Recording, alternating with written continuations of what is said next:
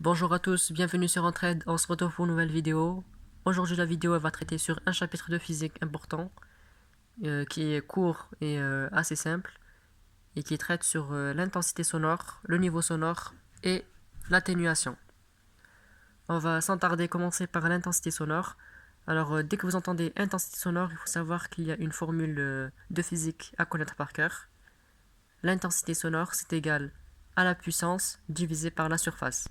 Alors l'intensité sonore, elle s'exprime en watts par mètre carré, la puissance en watts et la surface en mètres carrés.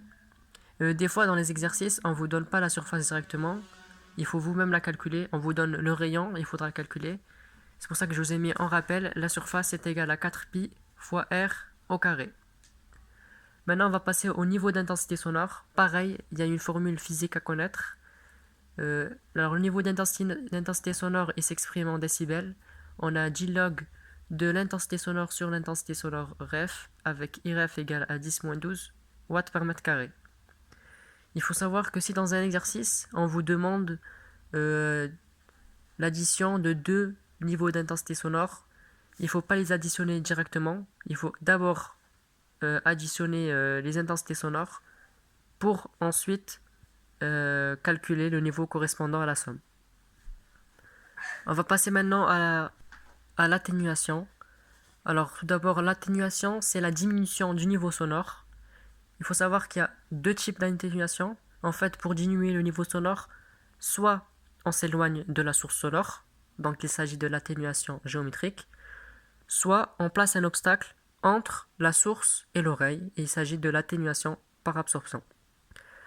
Ici, on voit dans le schéma que tout d'abord, on a un niveau L, un niveau sonore L. Il rencontre un obstacle. On a un autre niveau L'. On voit qu'il y a eu diminution. Donc, l'atténuation, c'est la L de départ moins L d'arrivée. Et le résultat, il s'exprime en décibels. Et enfin, à connaître, l'atténuation, elle dépend de quatre choses. Elle dépend tout d'abord de la distance entre la source et le récepteur, de la nature du matériau, de l'épaisseur du matériau, et enfin de la fréquence de la source. Donc voilà pour la vidéo.